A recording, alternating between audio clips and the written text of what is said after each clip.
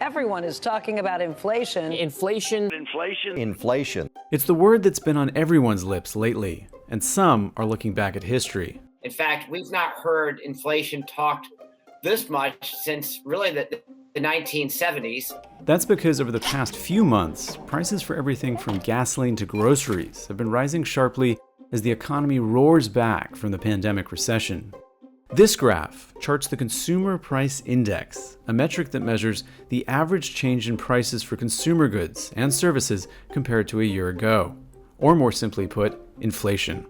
In May of this year, prices spiked 5% to reach the highest annual inflation rate in nearly 13 years. Many economists believe that a small amount of inflation, around 2%, is inevitable and even desirable. That's essentially what we've had for the past 15 years, before this most recent surge. But these recent increases have some fearing that the US might be returning to the runaway inflation of the 1970s. No one wants to see that happen again. So, are we returning to the spiraling inflation of the late 1960s and 1970s? Or is today's inflation, as the Fed assures us, transitory? This is an extraordinarily unusual time.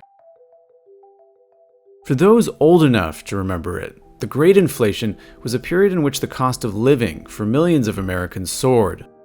From 1965 to 1982, prices for food and everyday consumer items rose dramatically from 2% in 1962 to 15% in 1979. During that same period, unemployment also rose steadily, eventually reaching just above 10%. The term stagflation, an economic condition of both rising inflation and increasing unemployment, became the go-to phrase to describe the period's economic malaise. This was a time when consumers protested rising meat prices, union members picketed for cost of living pay increases, and long lines for unemployment and gas became commonplace. Here in New Jersey, 10% of the workforce is unemployed. Across the nation, the average is 8%. The main lesson from the 70s is that kind of nagging, persistent, recurrent double-digit inflation doesn't happen overnight. It sets in over many years, and it set in because of a long series of policy mistakes in Washington. The Great Inflation has its roots in the government spending of the 1960s. Consumer prices began rising under President Johnson as he escalated the Vietnam War and launched his Great Society social programs. But the double-digit inflation the period is famous for didn't begin until President Richard Nixon took office. The time has come for a new economic policy for the United States. In 1971, Nixon ordered that the dollar would no longer be backed by gold. Inflation robs every American, every one of you. Nixon also influenced the Fed's monetary policy, pushing the central bank to pump more money into the economy and keep interest rates low. By letting inflation rise gradually for a number of years, the Fed compromised the trust the public held that the Fed would maintain price stability. Businesses and households started expecting that inflation would persist. As prices went up, workers started pressing, in part for unions. And as wages went up, companies started raising prices even more. And we got this game of leapfrog, where prices and wages both went up. We must whip inflation right now. These policy missteps continued under President Ford. And later under President Carter, the issue was exacerbated further by OPEC's oil embargoes. A most serious domestic problem. That problem is inflation. It wouldn't be until President Jimmy Carter appointed Paul Volcker as the chairman of the Federal Reserve that the Great Inflation finally began to disappear. Paul Volcker, the Fed chairman, said, "I'm going to stop this cycle." And he clamped down on the growth of money supply, and he jacked up interest rates.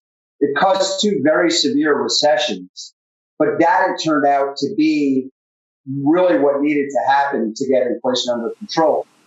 Volcker's inflation crackdown represented a new chapter for America's monetary policy. In the 1960s and 1970s, the Fed did not have an articulated inflation targeting strategy. that inflation should be around 2%. And so they were not focused on keeping inflation under control. In the 1970s, the Fed was not even willing to commit to what they meant by price stability. It was kind of trust us, we will deliver, which is horrible policy. Today, we can see some clear similarities between our modern inflationary period and that of the 1970s. Just like the 70s, prices are rising. The Federal Reserve has increased the money supply, and government spending is up.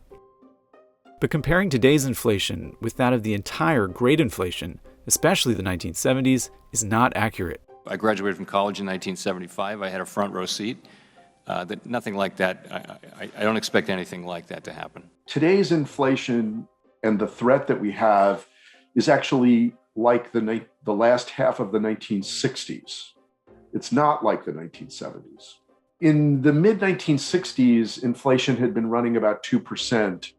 By the end of the 1960s, inflation went to about 5%. Right, the last inflation reading we had was still below 5%. And so you're nowhere near 20%, which was the highest inflation reading at the end of the 1970s.